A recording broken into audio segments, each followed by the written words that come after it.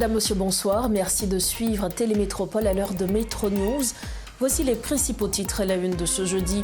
Les avis sont partagés autour de l'exigence des 30 000 membres prévus dans l'article 139 du projet de décret électoral. Alors que certains estiment que cette mesure permettrait de réduire le nombre de partis appelés à participer aux élections, le gouvernement envisage de faire marche arrière face à l'opposition de nombreuses structures politiques. L'OEA entend renforcer son soutien à Haïti. Le Conseil permanent de l'organisation hémisphérique a validé de nouvelles initiatives en faveur du pays, notamment dans les domaines de la sécurité, de la lutte contre la criminalité financière et de l'accompagnement du processus électoral, selon son secrétaire général Albert Hamdin. Puis les autorités tentent de réhabiliter les zones reprises aux gangs armés. Plusieurs quartiers du centre-ville de Port-au-Prince font l'objet d'importantes opérations de nettoyage menées par le Service national de gestion des résidus solides dans le but de favoriser une réoccupation progressive des endroits autrefois contrôlés par des groupes armés.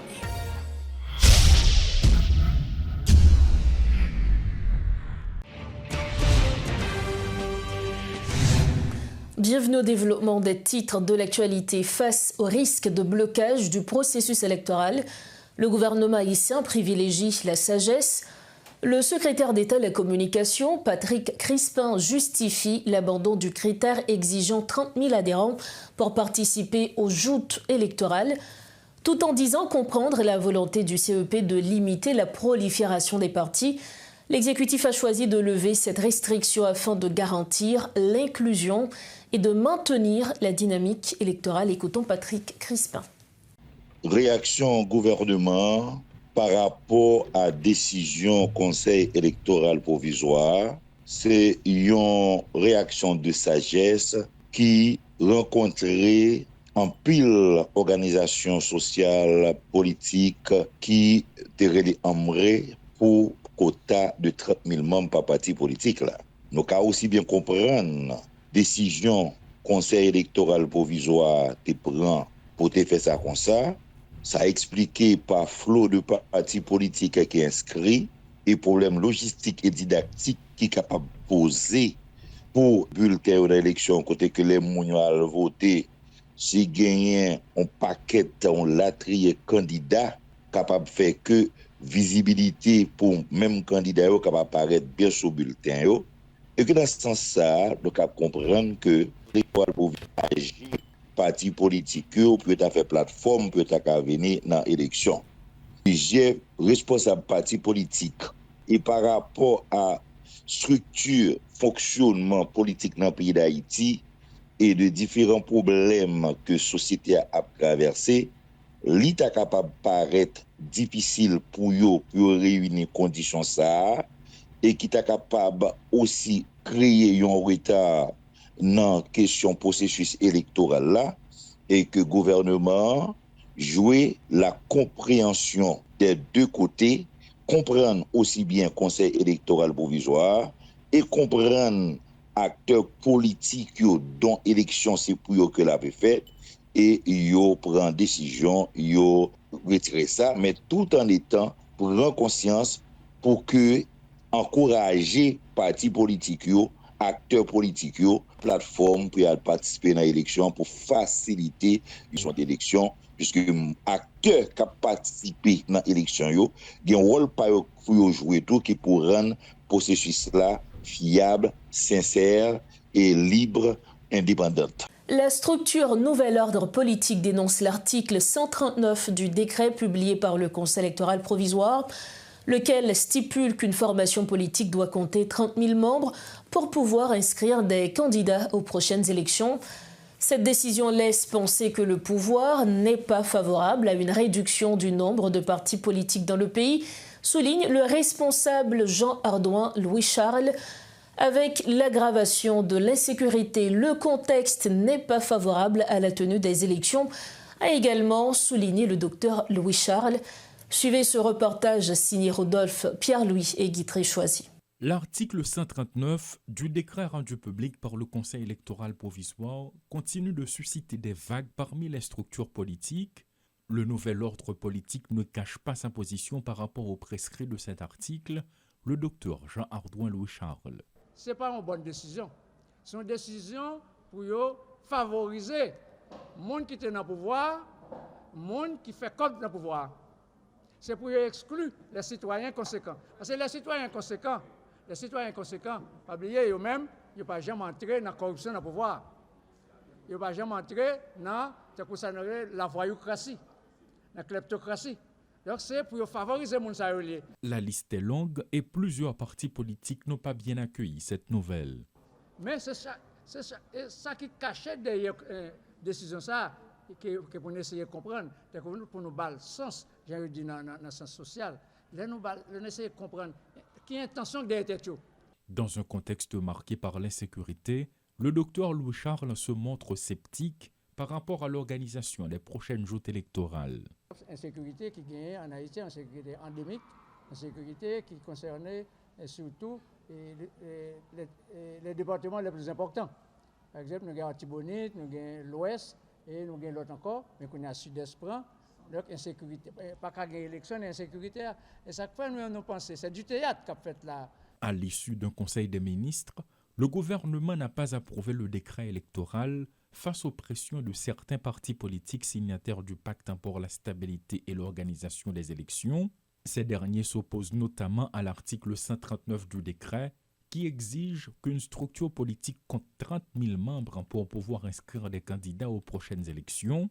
Cette décision laisse penser que le pouvoir n'est pas favorable à une réduction du nombre de partis politiques dans le pays, selon des observateurs. Toujours dans ce dossier, Victor Benoît, leader du Rassemblement social-démocrate pour le progrès d'Haïti, juge déraisonnable l'exigence du CEP demandant à un parti de prouver qu'il compte 30 000 membres pour participer aux élections. Invité ce jeudi à la rubrique Le Point, il a assuré qu'aucune formation politique du pays n'est en mesure de réunir un tel nombre d'adhérents. Écoutons les propos de Victor Benoît. Et des partis politiques, de tous les partis politiques du pays, donc pas qu'à répondre de manière convaincante sur ce soir. Même quand il est vraiment difficile. Il est vraiment difficile, parce que les partis les mieux intentionnés et les plus honnêtes là-dedans, je ne pas croire que, à cause de la crise là, quand on ne peut pas déplacer dans le pays, hein, et à cause du climat insécurité, parce que le monde militant parti politique. Hein? Et c'est pour employer donc, ou après, ce sont des militants, des jeunes, des femmes qui ont déplacé, les gens qui tout pour la famille.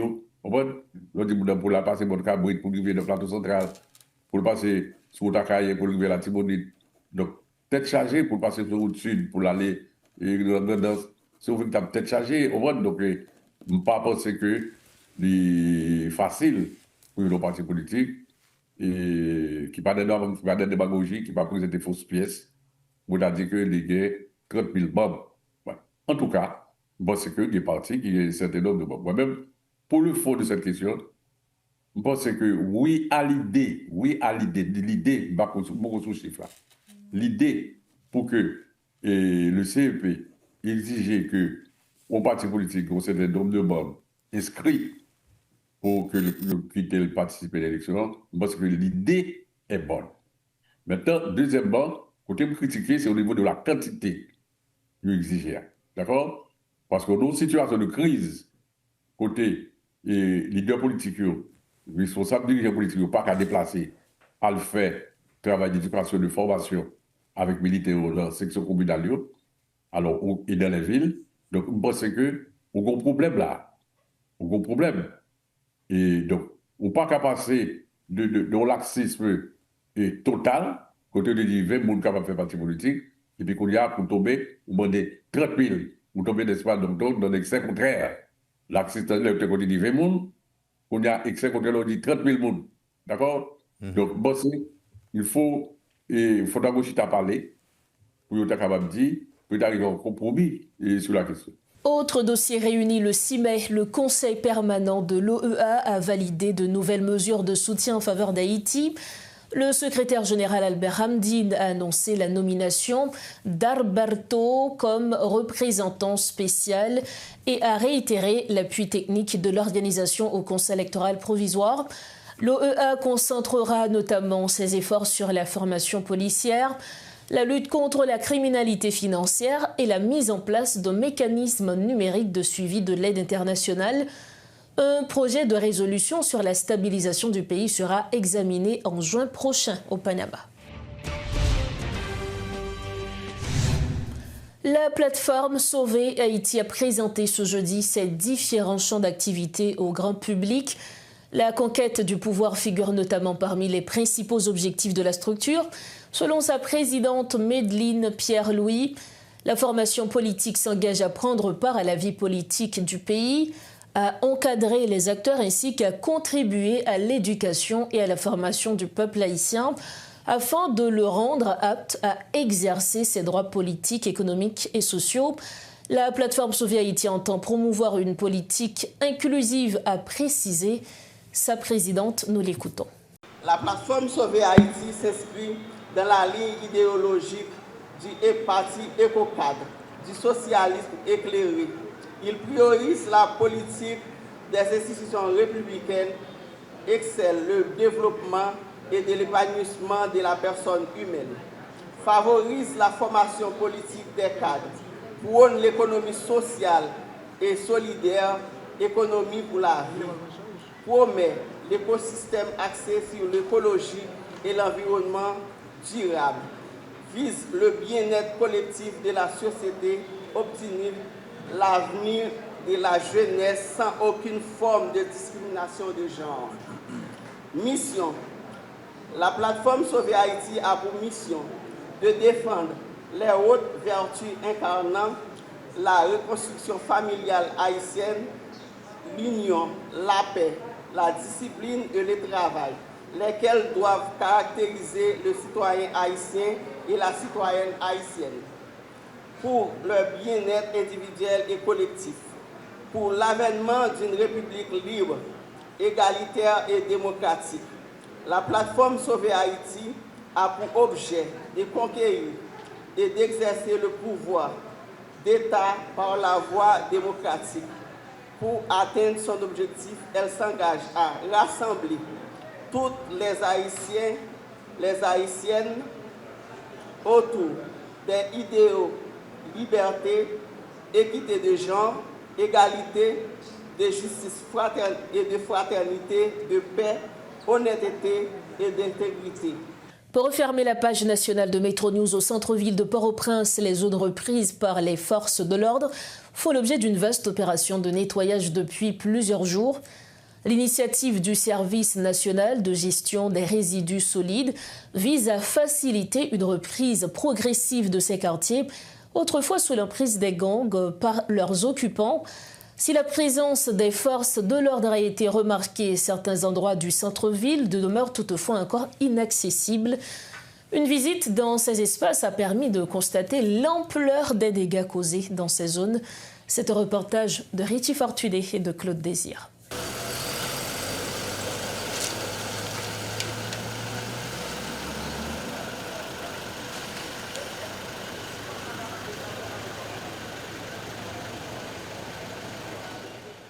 À ce carrefour stratégique menant au centre-ville, la vie tente de reprendre ses droits. La présence de blindés de la PNH sur plusieurs axes majeurs et les douilles éparpillées au sol rappellent l'ampleur de la terreur qui a régné ces derniers mois. Dans ce climat encore précaire, des riverains reviennent timidement, non sans une certaine inquiétude. Dans cette ambiance, une vaste campagne de nettoyage s'organise pour effacer les stigmates laissés par les bandits. Portée par le SNGRS, cette initiative mobilise des hommes et des femmes dont la progression stagne faute d'outils adaptés. Jean Sony, l'un des doyens de l'équipe, témoigne de ce quotidien difficile. C'est nous-mêmes qui crasons ça, nous-mêmes qui achetons avec l'argent. Parce pour qu'on marque, il faut qu'on marque, il faut qu'on saisisse dans nous, mais il faut qu'on saisisse dans nous parce qu'il faut qu'on marque. Pour nous là, ça avec nous travail. Pour nous faut un matériel pour nous travail, ça va rien pelle. Pas un râteau. Ça avec pour faire un matériel pour nous travail, nous pas gain maillot. Ce projet est davantage dicté par la nécessité que par un réel sentiment de sécurité. Pour l'heure, les zones accessibles restent limitées, explique un ouvrier qui assure ne s'aventurer nulle part sans l'aval des forces de l'ordre.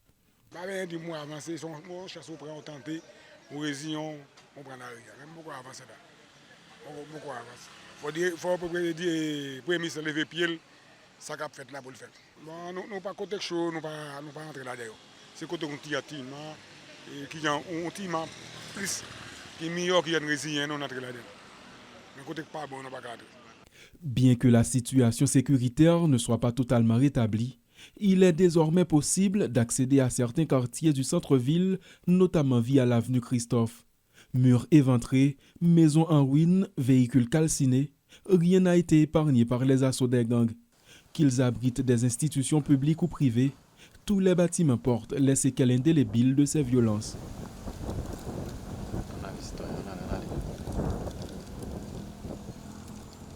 Si la vie mettra du temps à retrouver son rythme habituel, le retour progressif des mototaxis suscite l'espoir. Rencontré à Pont-Saint-Géraud, un motard nous livre ses impressions. Oui, parce que longtemps, imaginez longtemps, et juste devant là, nous te connaissons un peu. Bon, déjà, mais qu'on a là, un petit janvier, nous sommes arrivés à Sacré-Cœur, nous virons tout à Sacré-Cœur, nous sommes arrivés à Plage Jérémy. Mais même, malgré même beaucoup de choses, même fait, mais un paquet de motos qui fait, et un paquet de nettoyage qui a fait, ça, pour le moment là, ça a nous bon petit service là. Profitant du déploiement des blindés dans plusieurs points stratégiques, certains tentent de regagner leur quartier, même si les conditions de sécurité demeurent fragiles. Il est à noter que des actes de violence, loin d'être isolés, continuent d'être signalés dans plusieurs zones du bas de la ville. C'est la fin de cette édition de Métro News. Voici le rappel des titres avant de refermer. Les avis sont partagés autour de l'exigence des 30 000 membres prévus à l'article 139 du projet de décret électoral. Alors que certains estiment que cette mesure permettrait de réduire le nombre de partis appelés à participer aux élections, le gouvernement envisage de faire marche arrière face à l'opposition de nombreuses structures politiques. L'OEA entend renforcer son soutien à Haïti. Le Conseil permanent de l'organisation hémisphérique a validé de nouvelles initiatives en faveur du pays, notamment dans les domaines de la sécurité, de la lutte contre la criminalité financière et l'accompagnement du processus électoral, selon son secrétaire général Albert Hamtin. Et puis les autorités tentent de réhabiliter les zones reprises aux gangs armés. Plusieurs quartiers du centre-ville de Port-au-Prince font l'objet d'importantes opérations de nettoyage menées par le Service national de gestion des résidus solides dans le but de favoriser une réoccupation progressive des endroits autrefois contrôlés par des groupes armés. Voilà ce qui met fin à cette édition de Métro News. Merci de l'avoir suivi. On se retrouve demain soir pour une prochaine édition de Métro News. Mais restez branchés Métropole, la programmation continue. Bonsoir.